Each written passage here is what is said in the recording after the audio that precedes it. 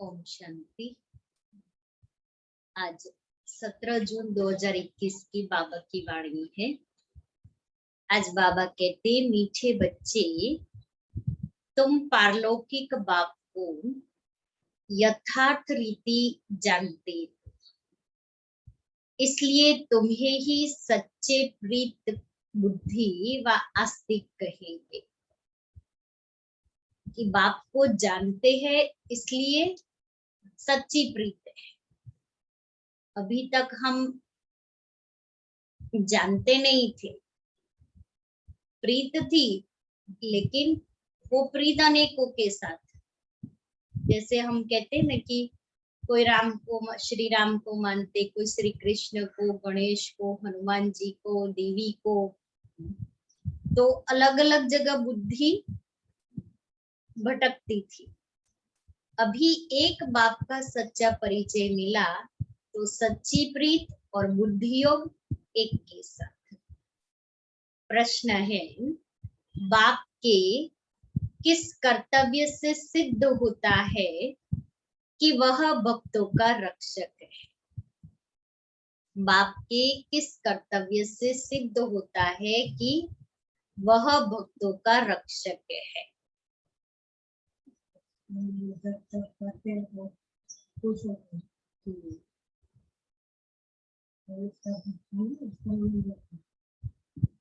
भक्ति का फल मिल जाता है।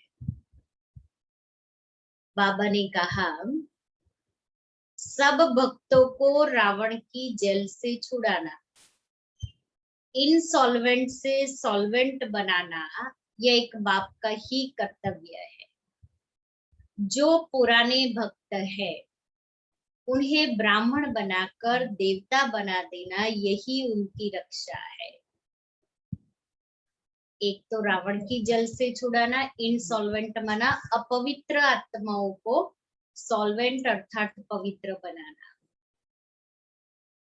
और जो पुराने भक्त माना जिसने द्वापर युग से भक्ति शुरू की, पहले शिव की भक्ति करते थे, फिर अनेक देवी देवताओं की भक्ति की, तो ऐसे पुराने जो भक्त है देवताओं के, उनकी रक्षा बाबा करते हैं। भक्तों का रक्षक आया है अपने सभी भक्तों को मुक्ति, जीवन मुक्ति देने। गीत है, भोलेनाथ से निराला कोई और नहीं, बिगड़ी को बनाने वाला कोई और नहीं। कि दुनिया में बिगड़ी हुई तकदीर को कोई नहीं बना सकता है। बिगड़ी हुई तकदीर को और बिगाड़ देंगे, लेकिन सुधारेंगे नहीं। तो आत्मा की जो तकदीर बिगड़ गई है, आत्मा जो पतित विकारी बन गई है, उसको सुधारती है। ओम शांति। ये किसकी महिमा सुनी बच्चों ने? गाया जाता है ऊंच से ऊंच भगवान, और भगवान को ही बाप कहा जाता है। जब तक उससे संबंध नहीं जोड़ा है, तब तक वो समीपता अनुभव नहीं हो। तो जिसको हम भगवान कहते आए, वो भगवान ही हमारा बाप बन करके अभी आया है। वही सारी रचना का रचयिता है। जैसे लौकिक बाप भी रचयिता है अपनी रचना का। पहले कन्या को अपनी स्त्री बनाते हैं और फिर उनसे रचना रचते हैं। 5-7 बच्चे पैदा करते हैं, उनको कहा जाएगा रचना। बाप ठहरा रचयिता। वह हद के रचयिता ठहरे, हद के ब्रह्मा, जो अपने बच्चों की रचना की। यह भी बच्चे जानते हैं, रचना को रचयिता बाप से ही वर्षा मिलता है। चाहे लौकिक वर्षा भी भाई भाई को नहीं देंगे। रचयिता अर्थात बाप से ही बच्चों को वर्षा मिलता है, प्रॉपर्टी मिलती है, वारिस के हकदार बनते हैं। ऐसे ही यहाँ भी बेहद के बाप हम बेहद के बच्चों को, आत्माओं को बेहद का ज्ञान योग का वर्षा देते हैं। मनुष्य को दो बाप तो होते ही है, एक लौकिक, दूसरा पारलौकिक। तो संगम पर हम तीन बाप के बच्चे, लौकिक, अलौकिक और पारलौकिक। सतयुग में हम एक बाप के बच्चे, सिर्फ लौकिक बाप के, और द्वापर युग से हम दो बाप के बच्चे, क्योंकि द्वापर से हम भक्ति शुरू करते हैं। तो भगवान हमारा पारलौकिक बाप। बच्चों को समझाया है ज्ञान और भक्ति अलग अलग है, फिर है वैराग्य। ज्ञान, भक्ति और वैराग्य। इस समय तुम बच्चे संगम पर बैठे हो और बाकी सब कलयुग में बैठे हैं। है तो सब बच्चे, परंतु चाहे कलयुग में है या अभी हम संगम पर है, सब बच्चे हैं, परंतु तुमने बेहद के बाप को जाना है, जो सारी रचना का रचयिता है। लौकिक बाप होते भी उस पारलौकिक बाप को याद करते हैं। सत्युग में लौकिक बाप होते पारलौकिक बाप को कोई याद नहीं करते, क्योंकि है ही सुख धाम। और यहाँ लौकिक बाप होते भी पारलौकिक बाप को याद करते, क्योंकि ये दुख धाम है। उस पारलौकिक बाप को दुख में याद करते हैं। यहाँ पढ़ाया जाता है, मनुष्य को समझदार बनाया जाता है। और कितना समझदार बन जाते, जो सतयुग में कोई वजीर आदि की जरूरत नहीं है, हम विश्व के मालिक बन जाते, इतने समझदार बन जाते हैं। भक्ति मार्ग में मनुष्य बाप को नहीं जानते हैं, कहते भी हैं परमपिता परमात्मा, हे गॉड फादर, हे दुखहर्ता सुख करता, फिर कह देते सर्वव्यापी है। पत्थर में, कण कण में, कुत्ते बिल्ली सब में है। परमात्मा बाप को गालियां देने लग पड़ते हैं। देखो तो, इतना उपकार करते बाबा और उसको गालियां देते रहते। अपकार, वो उपकार करता और हम अपकार करते हैं। तुम बाप के बने हो तो तुम हो गए आस्तिक, तुम्हारी बाप के साथ प्रीत बुद्धि है, बाकी सबकी बाप के साथ विपरीत बुद्धि है। अब तुम जानते हो महाभारी लड़ाई भी सामने खड़ी है। पुरानी दुनिया के विनाश अर्थ 5000 वर्ष बाद कलयुगी पतित दुनिया पूरी हो, फिर सतयुगी पावन दुनिया स्थापन होती है बाप द्वारा, जिसको ही याद करते हैं, हे पतित पावन आओ, हे खिवैया हमको इस विषय सागर से निकाल क्षीर सागर में ले जाओ। गांधी जी भी गाते थे, पतित पावन सीताराम, हे राम सब सीताओं को पावन बनाओ। तो कितना आधा कल्प से पुकारते आए, अब वो आया है तो भी हमें उनका बनना है ना, कि अभी भी हम अपनी दुनिया में बिजी रहे। आप किसी को बहुत समय से बुलाते हो कि आप हमारे घर आओ, हमारे घर आओ, और फिर जब वो आए मिलने के लिए और हम अपने में बिजी रहे, तो वो क्या सोचते हैं कि वैसे तो बुलाते थे और अब हम आए हैं तो हमारे साथ बैठने की फुर्सत ही नहीं है, वो हमको अटेंड ही नहीं कर रहे हैं। तो उनको इंसल्ट फील होता है ना, कि अभी कभी भी कितना भी बुलाए हम नहीं आएंगे। तो बाबा को भी हम बच्चे आधा कल्प से पुकारते आए,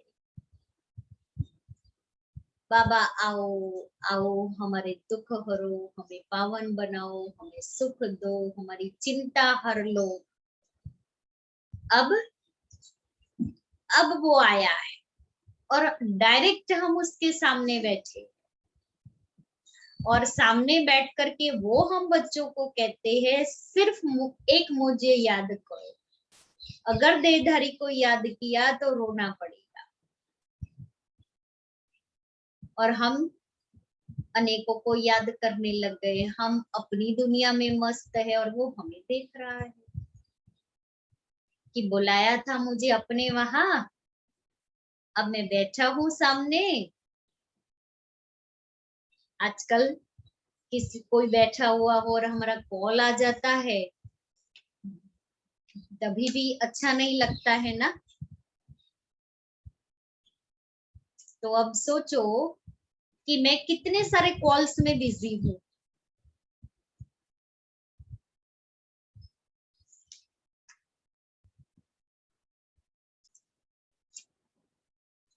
तो बाबा कहते हैं कि अब मैं आया हूं तुम्हारे सामने,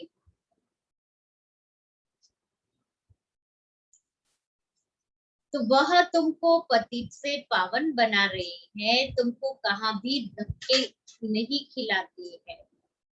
ऐसे नहीं कहते तीर्थों पर जाओ, कुंभ के मेले पर जाओ। ये नदियां कोई पतित पावनी नहीं है।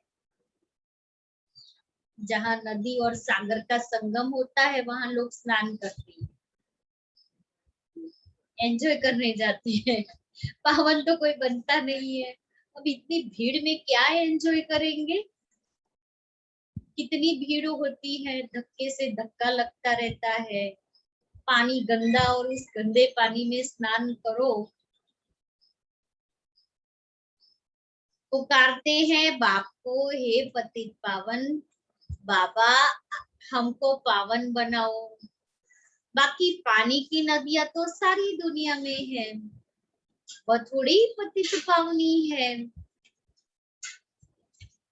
पतित पावन एक बाप को ही कहा जाता है। नहीं, जरूरत नहीं, चलेगा चलेगा।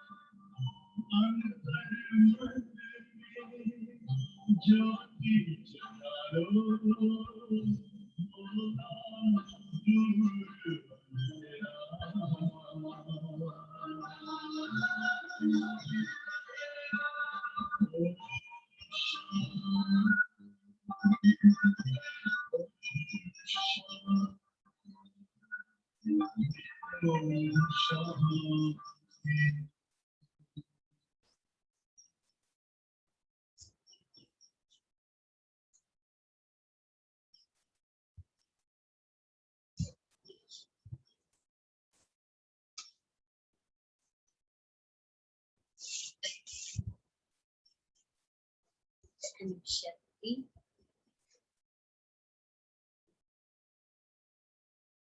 तो वह जब आए तब आकर पावन बनाए, भारत की महिमा बहुत भारी है, भारत सब धर्मों का तीर्थ स्थान है। शिव जयंती भी यहाँ गाई जाती है। सत्युग है पावन दुनिया, उसमें देवी देवताएं रहते हैं। देवताओं की महिमा गाई जाती है। सर्वगुण संपन्न, 16 कला संपूर्ण, संपूर्ण निर्विकारी, मर्यादा पुरुषोत्तम, अहिंसा परमो धर्म। चंद्रवंशियों को 14 कला कहेंगे। फिर सीढ़ी नीचे उतरते हैं। बाप आकर सेकंड में सीढ़ी चढ़ाई, शांति धाम सुख धाम ले जाती है। फिर 84 का चक्र लगाए, सीढ़ी उतरते हैं। 84 जन्म कोई ने तो जरूर लिए होंगे। मुख्य है सर्वशास्त्रमयी शिरोमणि गीता, श्रीमद् भगवत माना भगवान की गाई हुई। परंतु भगवान किसको कहा जाता है, यह पतित मनुष्य नहीं जानते।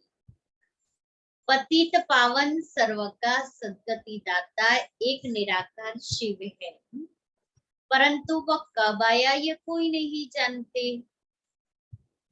शिवरात्रि मनाएंगे, लेकिन शिव कब आए वो समझ, वो ज्ञान नहीं है।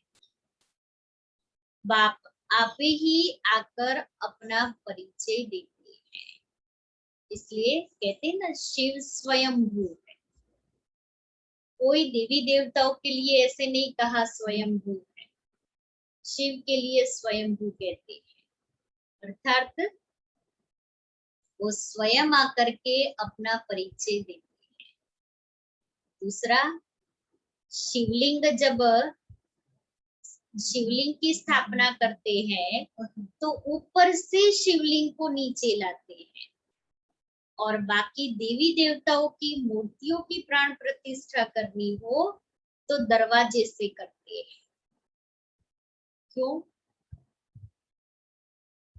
कि शिव बाबा परम धाम से सृष्टि पर आते हैं हम बच्चों को पावन बनाने के लिए। अवतरण होता है शिव बाबा का, हमारे तरह जन्म नहीं लेते।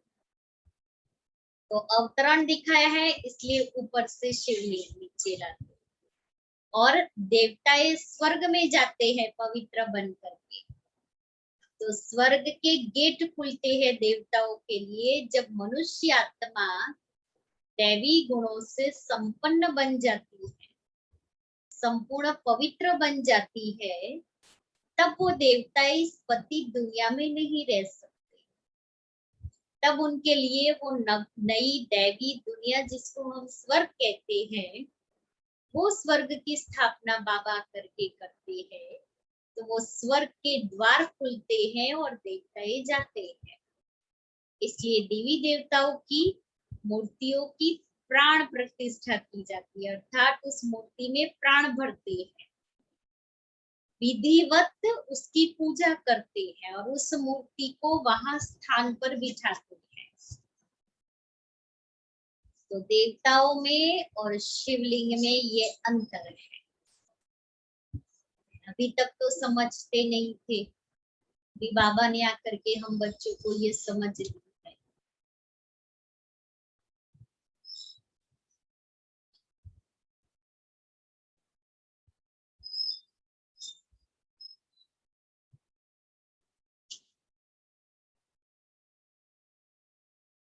बाप आप ही आकर अपना परिचय देते हैं। अब देखो, यह बच्चे और बच्चियां दोनों बाबा कहती हैं।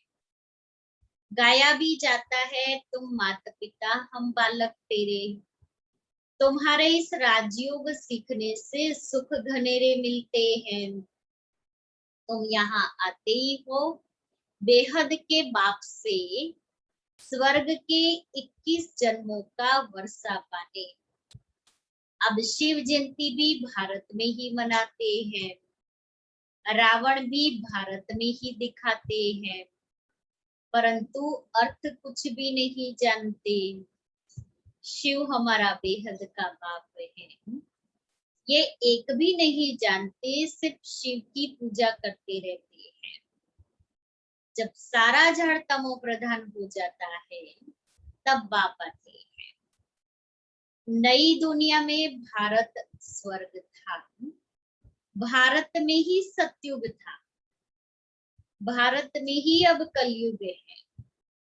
बाप समझाते हैं, पहले पहले तुम स्वर्ग के मालिक थे, अब तुम 84 जन्म भोग नरकवासी बने हो। अब मैं तुमको राजयोग सिखलाए मनुष्य से देवता, पति से पावन बनाता हूं। भक्ति अर्थात ब्रह्मा की रात, ज्ञान अर्थात ब्रह्मा का दिन। तुम ब्रह्मा कुमार कुमारिया दिन में जाती हो। इस पुरानी दुनिया को अब आग लगनी है। बरोबर महाभारत लड़ाई है, बरोबर इस महाभारत लड़ाई के बाद ही भारत स्वर्ग बन जाता है। अनेक धर्म विनाश हो, एक धर्म की स्थापना हो जाती है। तुम बच्चे बाबा के मददगार बन आदि सनातन देवी देवता धर्म की स्थापना कर रही है। तुम स्वर्ग के मालिक बनने लायक बन जाएंगे तो फिर विनाश शुरू हो जाएगा।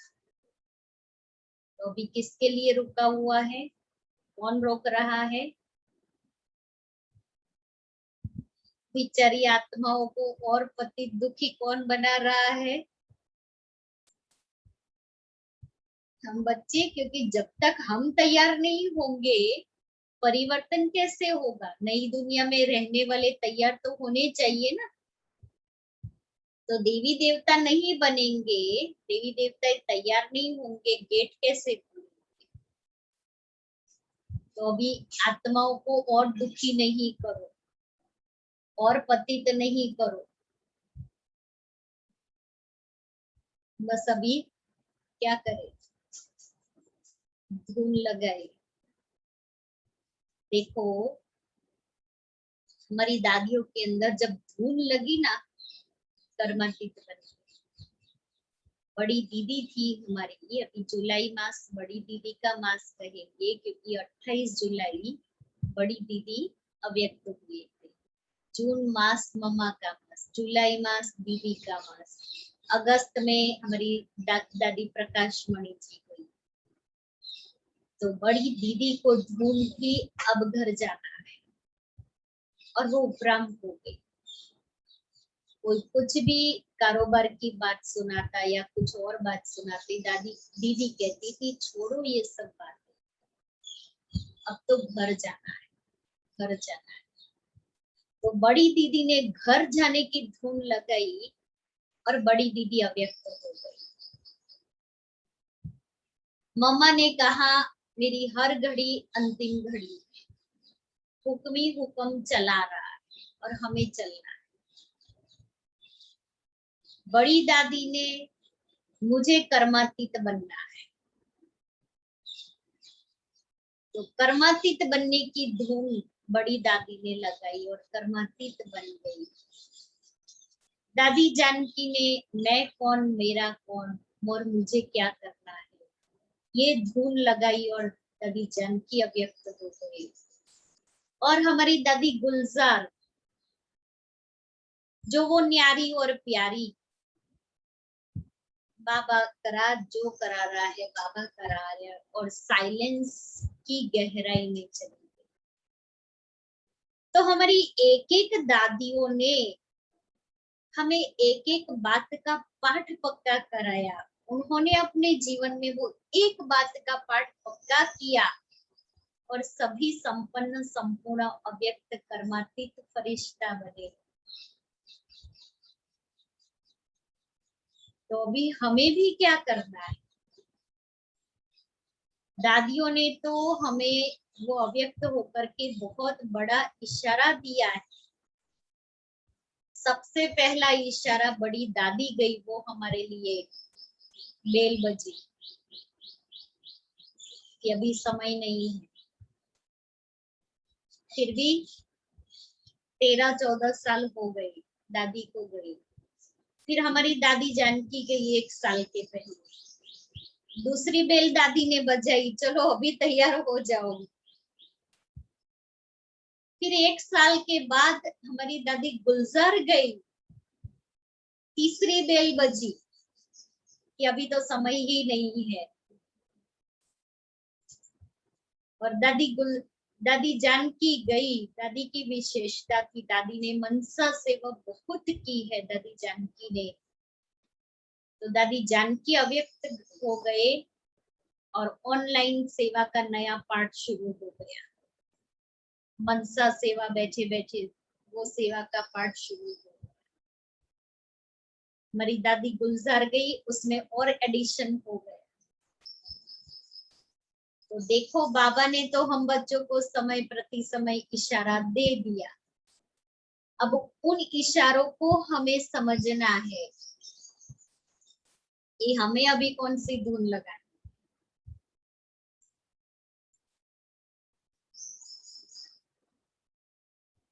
तो जब बाबा कहता है तुम स्वर्ग के मालिक बनने लायक बन जाएंगे तो फिर विनाश शुरू हो जाएगा। यह है शिव बाबा का ज्ञान यज्ञ। फिर शिव कहो व रुद्र कहो, कृष्ण ज्ञान यज्ञ कभी नहीं कहा जाता। सत्युग त्रेता में यज्ञ होता नहीं। यज्ञ तब रचा जाता है जब उपद्रव होता है। तो अभी सारी दुनिया में विकारों का उपद्रव हुआ है, इसलिए शिव बाबा ने आकर के ज्ञान यज्ञ रचा है। अनाज नहीं होगा व लड़ाई लगेगी तो यज्ञ रचेंगे शांति के लिए। तुम बच्चे जानते हो विनाश बिगर तो भारत स्वर्ग बन न सके।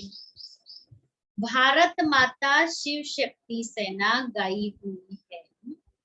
वंदना पवित्र की ही की जाती है। तुम माताओं को वंदे मातरम कहा जाता है क्योंकि तुमने श्रीमत पर भारत को स्वर्ग बनाया है। अब बाप कहते हैं, क्या कहते हैं बाप बच्चों को? मौत तो सबके सिर पर खड़ा है, खड़ा है सबके सिर पर। कब किसको ले जाए पता नहीं। इसलिए अब यह एक जन्म पवित्र बनो और बाप को याद करो तो तुम तमो प्रधान से सतो प्रधान बन जाएंगे। तुम अभी शूद्र से ब्राह्मण बन फिर देवता बनेंगे, यह कोई नई बात नहीं। कल्प कल्प हर 5000 वर्ष बाद यह चक्र फिरता रहता है। नरक से स्वर्ग बनता है। पतित दुनिया में मनुष्य जो कुछ कर्म करते हैं वह विकर्म ही बनता है, क्योंकि देहाभिमान के वशीभूत होकर के कर्म करते हैं। बाप कहते हैं 5000 वर्ष पहले भी तुमको कर्म अकर्म विकर्म की गति समझाई थी। अब फिर से तुमको समझाता हूँ। मैं परम पिता, डायरेक्ट शिव बोल रहे हैं, मैं परम पिता परमात्मा निराकार तुम्हारा बाप हूँ। यह शरीर जिसका हमने आधार लिया है, यह कोई भगवान नहीं है। मनुष्य को देवता भी नहीं कहा जाता, तो मनुष्य को भगवान कैसे कह सकते हैं? देवता ही नहीं कहा जा सकता तो भगवान कहने की तो बात ही नहीं है। बाप समझाते हैं, तुम 84 जन्म लेते लेते सीढ़ी नीचे उतरते आए हो, ऊपर कोई जा नहीं सकता। सभी पतित बनने का ही रास्ता बताते हैं, खुद भी पतित बनते जाते हैं। तब बाप कहते हैं, उनका भी उद्धार करने मुझे आना पड़ता है। यह है रावण राज्य, तुम अभी रावण राज्य से निकल गए। धीरे धीरे सबको पता पड़ेगा, ब्राह्मण बनने बगैर शिव बाबा से वर्षा ले नहीं सकते। बाप है ही दो, एक निराकारी बाप, एक साकारी बाप। वर्षा मिलता है एक साकारी बाप से साकारी बच्चों को, लौकिक बाप को लौकिक बच्चों, लौकिक बाप से लौकिक बच्चों को, और दूसरा पारलौकिक बाप से आत्माओं को, और फिर निराकारी बेहद के बाप से वर्षा मिलता है निराकारी आत्माओं को। अब तुम बच्चे जानते हो, मीठे मीठे शिव बाबा से हम 21 जन्म के लिए सुखधाम का वर्षा लेने आए हैं। विश्व के मालिक बनते हैं योग बल से, कोई हथियार आदि नहीं। तो बाप से योग लगाए विकर्म विनाश कर विष्णुपुरी के मालिक बनते हैं। अब अमर लोक में जाने के लिए अमर कथा सुन रहे हैं। वहां अकाले मृत्यु कभी नहीं होती, दुख का नाम निशान नहीं। तुम बच्चे आए हो श्रीमत पर चल, बेहद के बाप से श्रेष्ठ ते श्रेष्ठ देवी देवता बन रही। यह कोई शास्त्रों का ज्ञान नहीं है। दिखाते हैं विष्णु की नाभि से ब्रह्मा निकला, उनके हाथ में फिर शास्त्र देते हैं। बाप कहते हैं, ब्रह्मा द्वारा मैं तुमको सारी रचना के आदि मध्य अंत का ज्ञान सुना रहा हूं।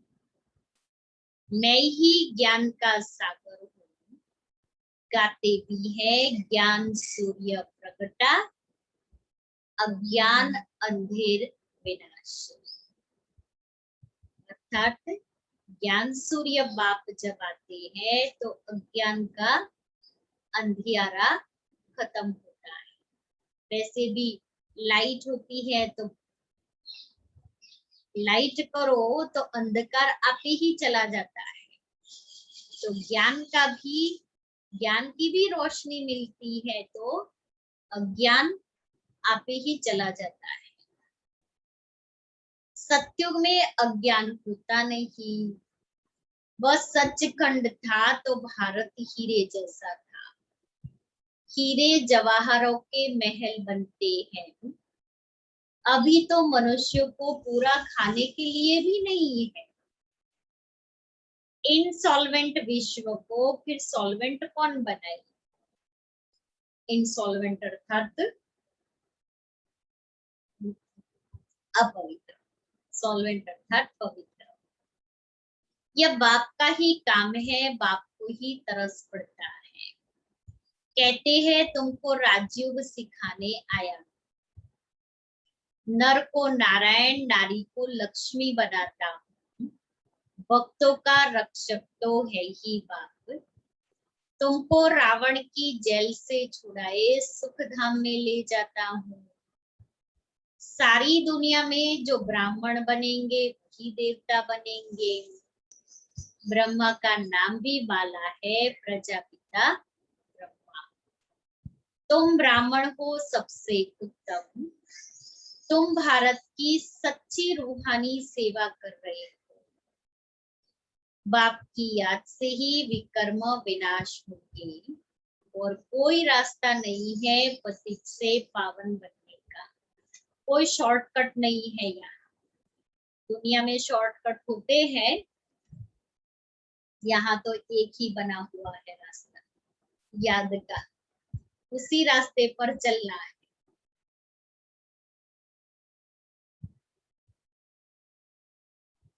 याद से ही खाद भस्म होगी। सोनार लोग जानते हैं सच्चा सोना झूठा सोना कैसे बनता है। उसमें चांदी तांबा लोहा डालते हैं। तुम भी पहले सतो प्रधान थे, फिर तुम्हारे में भी खाद पड़ती है। तमो प्रधान बन पड़े हो, अभी फिर सतो प्रधान बनना पड़े तब सत्युग में जा सकेंगे। बाप कहते हैं कोई भी देहधारी को याद,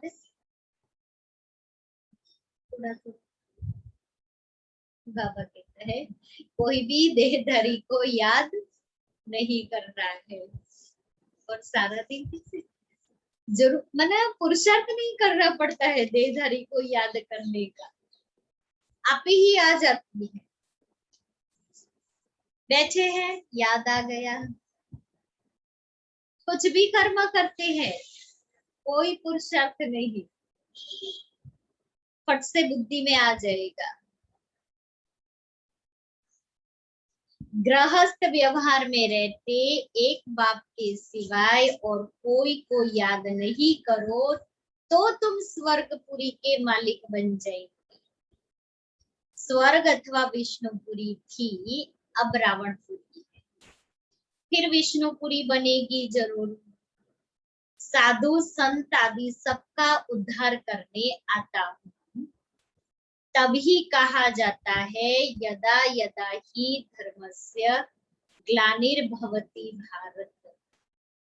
जब जब धर्म की ग्लानि होती है तब तब वो आते हैं। सर्व का सद्गति दाता मैं एक बाप शिव हूँ। शिव रुद्र सब उनके ही नाम है, अथा नाम रख दिए हैं। बाप कहते हैं मेरा असली नाम तो एक ही है शिव। मैं शिव हूँ, तुम शालिग्राम बच्चे हो। तुम आधा कल्प दे अभिमानी रहे हो, अब देही अभिमानी बनो। एक बाप को जानने से बाप द्वारा तुम सब कुछ जान जाते हो। मास्टर ज्ञान सागर बन जाते हो। अच्छा मीठे मीठे सिक्के लेते बच्चों प्रति माता पिता बाप दादा का याद प्यार और गुड मॉर्निंग। रूहानी बाप की रूहानी बच्चों को नमस्ते। हम रूहानी बच्चों की रूहानी बाप दादा को याद प्यार गुड मॉर्निंग और नमस्ते। धारणा के लिए मुख्य साधन पहला है श्रीमत पर चलकर श्रेष्ठ ते श्रेष्ठ देवता बनना है। सारे विश्व की सच्ची सच्ची रूहानी सेवा करनी है। आदि सनातन देवी देवता धर्म की स्थापना में बाप का पूरा मददगार बनना है। दूसरा है आत्मा को सच्चा सोना बनाने के लिए एक बाप के सिवाय किसी भी देहधारी को याद नहीं करना है। पारलौकिक बाप से सच्ची सच्ची प्रीत रखनी है। वरदान है अंतर्मुखी बन अपने समय और संकल्पों की बचत करने वाले विघ्न जीत भव। कोई भी नई पावरफुल इन्वेंशन करते हैं तो अंडरग्राउंड रहते हैं ना, कोई आएगा नहीं। जो रिसर्च करने वाले होते ना सिर्फ उतने साइंटिस्ट ही होते हैं और बंद दरवाजे वो रिसर्च करते हैं, उनको साइलेंस चाहिए, तो ही तो एकाग्र बुद्धि होगी ना। तो आप भी जितना अंतर्मुखी अर्थात अंडरग्राउंड रहेंगे, उतना वायुमंडल से बचाव हो जाएगा, मनन शक्ति बढ़ेगी और माया के विघ्नों से भी सेफ हो जाएंगे। बाहर मुक्ता में आते भी अंतर्मुख, हर्षित मुख, आकर्षण मूर्त रहो, कर्म करते भी या प्रैक्टिस करो तो समय की बचत होगी और सफलता भी अधिक अनुभव करेंगे। इसलिए क्या करना है? अंडरग्राउंड हो जाना है, अंतर्मुखी, तो सेफ रहेंगे, बाहर के वातावरण का प्रभाव नहीं पड़ेगा, विघ्नों से भी सेफ रहेंगे, सेक नहीं लगेगा माया का। स्लोगन है, बीमारी से घबराओ नहीं, उसे दवाई रूपी फ्रूट खिलाकर विदाई दे। ये क्यों आया, किस लिए आया, नहीं होना चाहिए, मेरे साथ ही ऐसा क्यों? इसलिए बाबा कहता है दवाई है फ्रूट। कलयुग बीमारी से ठीक होने के लिए कलयुगी दवाई रूपी फ्रूट को खाना है प्यार से। ये क्या सारा दिन गोलियां ही खाते रहो? मैं फ्रूट खा रही और इस फ्रूट से मैं हेल्दी हो जाएगी। देखो बाबा कितनी हर बात में पॉजिटिविटी सिखाते हैं, ताकि आत्मा में पॉजिटिव ऊर्जा भरती जाए, भरती जाए, भरती जाए। हम गोली नहीं खा रहे, हम बीमार नहीं है, हम फ्रूट खा। फिर मातेश्वरी जी के अनमोल महावाक्य, मनुष्य साक्षात्कार में कैसे जाती है? यह जो साक्षात्कार में जाना होता है, इसकी फिलोसॉफी भी बहुत महीन है। यह अंतवाहक शरीर से जाकर घूम आते हैं। जैसे कोई बाहर घूमने जाता है ना, तो ऐसे नहीं घूमने गया तो मरा, वो घूमकर फिर वापस लौट कर आएगा ना।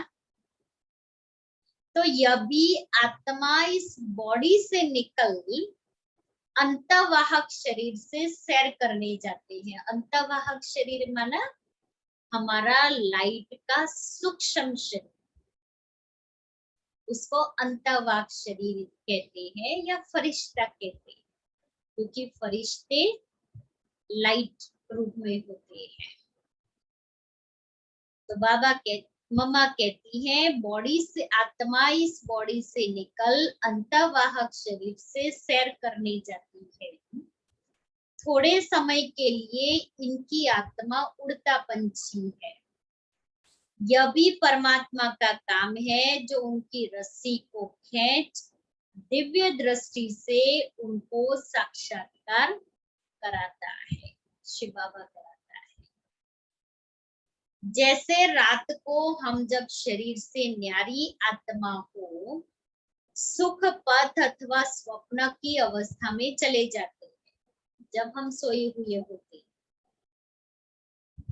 तो उसी समय शरीर शांत है, तो देह और देह के धर्म भूल जाते।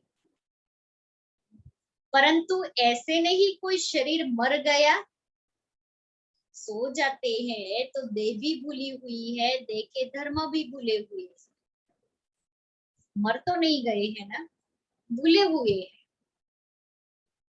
फिर जब जागृत में आता है तो उस रात के सपने की अवस्था का वर्णन कर सुनाते हैं। वैसे परमात्मा के साथ योग लगाने से परमात्मा फिर दिव्य दृष्टि से आत्मा को सैर कराती। फिर जब ध्यान से उठते हैं तो वो देखा हुआ साक्षात्कार फिर वर्णन कर सुनाती है। कहते ना, आज बाबा ने मुझे ये अनुभव कराया।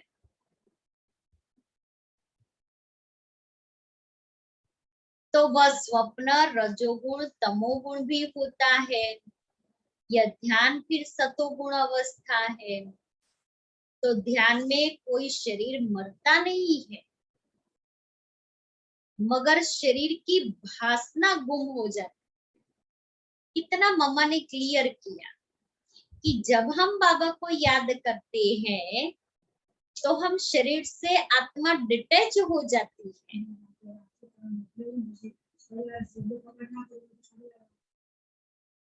कि वो भासना, वो कॉन्शियस से हम न्यारे हो जाते हैं कि मैं शरीर हूँ, और आत्मा ही शरीर से डिटैच हो जाती है। जैसे एक मम्मा ने तो एग्जाम्पल दिया, एक और एग्जाम्पल देती हूँ कि कोई कार्य हम करते हैं और उस कार्य में हम इतने डूब जाते हैं, हमको उस समय कुछ पता नहीं पड़ता है कि हम है कि नहीं या हम ही कर रहे हैं। इस कॉन्शियस से हम परे हो जाते हैं। तो वो क्या हुआ, देह में है लेकिन देह की कॉन्शियस से परे। किसी को ऐसे देखते तो हम क्या कहते, ऐसे लग रहा है जैसे आप इस काम में डूब गए, आपको आसपास क्या हो रहा है कुछ पता नहीं, ऐसे हम डूबे हुए होते हैं। उस समय हमारे शरीर को थकावट भी नहीं होती है, क्योंकि उस काम में हम इतने एकाग्र हो गए हैं, जो उस वातावरण के प्रभाव से, इस देह के प्रभाव से हम बिल्कुल डिटैच है। तो ऐसे ही आत्मा भी जब बाबा की याद में लवलीन हो जाती है तो बाहरी वायुमंडल वातावरण के प्रभाव से, इस देह के प्रभाव से डिटैच हो जाती है।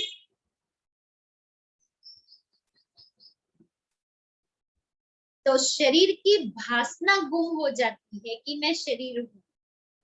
जैसे क्लोरोफॉर्म देने से शरीर की सूध बूध भूल जाती है।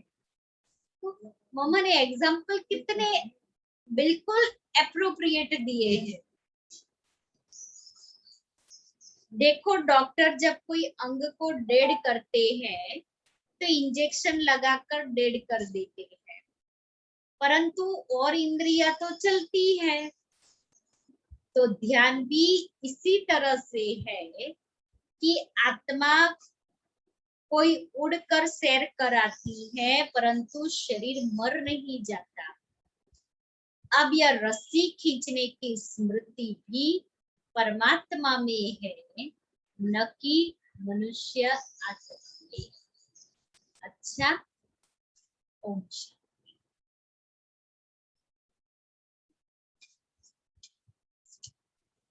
मम्मा तो बाबा की एक एक मुरली की पॉइंट को इतना डेप्थ में लेकर के जाती थी और क्लियर करती। मम्मा ज्ञान की देवी है ना, सरस्वती। मम्मा का बहुत बहुत गहरा विचार सागर मंथन चलता था। और वो क्यों चलता था, क्योंकि मम्मा शांत बहुत है। बिगर काम के मम्मा के मुख से शब्द नहीं निकलते थे, इतनी शांत चित्त मम्मा होती। और जहां 2 शब्दों से काम पूरा होता था, मम्मा 10 शब्द यूज नहीं करती।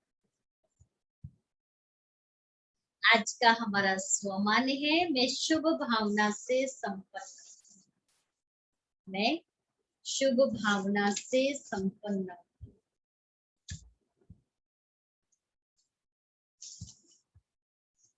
कोई भी यह नहीं कह सकता कि हमको तो सेवा का चांस नहीं है, तो मुझे तो कोई सेवा का चांस देता ही नहीं है। कोई बोल नहीं सकते तो मनसा वायुमंडल से सुख की वृत्ति, सुखमय स्थिति से सेवा करो। तबीयत ठीक नहीं है तो घर बैठे भी सहयोगी बनो। सिर्फ मनसा में शुद्ध संकल्पों का स्टॉक जमा करो, शुभ भावनाओं से संपन्न करो। कई कहते हैं हम सेवा नहीं कर सकते, हमारा शरीर साथ नहीं देता है, हमको बोलना नहीं आता है। बाबा कहते मनसा शुद्ध संकल्पों से तो सेवा कर सकते हैं ना। हम तो ये कहते आप कुछ नहीं कर सकते, कोई हर्ज नहीं, सेंटर में 1 घंटा आकर के योग करो, ये भी सेवा है। क्योंकि सेंटर का वायुमंडल पवित्र, शुद्ध और पावरफुल बनाने में आपने अपना सहयोग तो दिया। बाबा को याद करके आपने 1 घंटा बैठ करके अपने शुद्ध संकल्पों से इस वायुमंडल में पवित्र शुद्ध वाइब्रेशन तो फैलाए। ये सेवा नहीं तो और क्या है। कुछ नहीं कर सकते, ये सेवा तो कर सकते हैं। फिर आज की मम्मा के जीवन की धारणा, मम्मा ने कभी कोई मेहनत वाला हार्ड पुरुषार्थ नहीं किया। उनके चेहरे पर सदा प्यूरिटी की रॉयल्टी झलकती थी। मम्मा का चेहरा देखो कैसा होता है। इस प्यूरिटी की पर्सनालिटी के कारण ही उनका इतना गायन और पूजन होता है। ऐसे मम्मा समान हमें भी प्यूरिटी की रॉयल्टी को धारण करना है।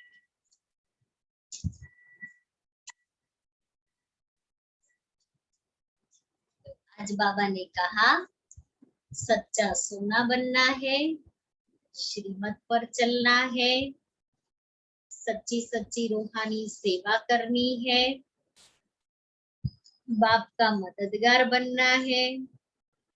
और जब बाप का सच्चा परिचय मिला है तो सच्ची प्रीत बाप से रखनी है, आस्तिक बनना है।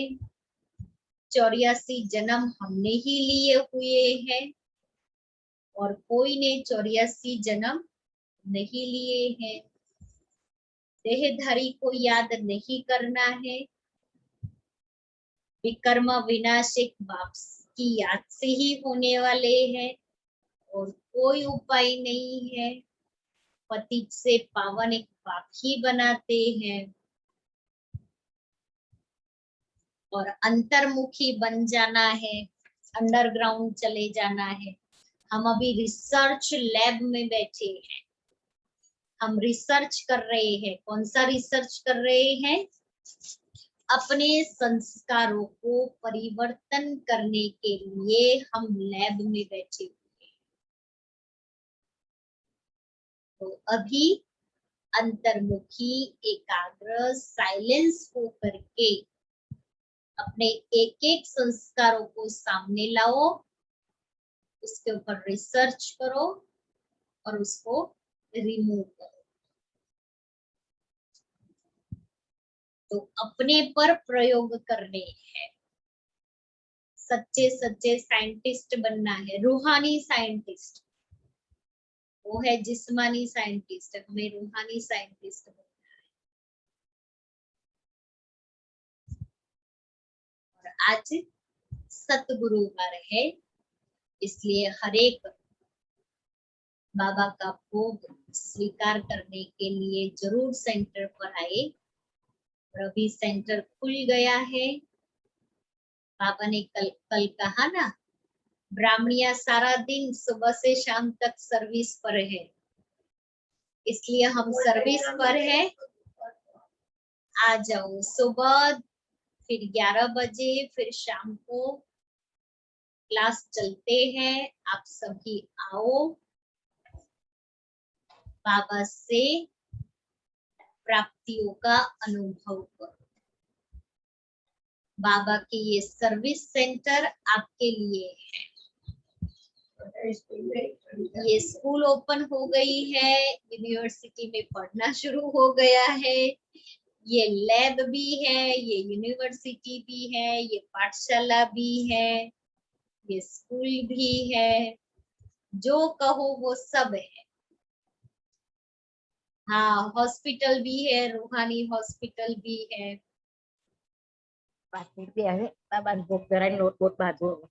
क्या बोला?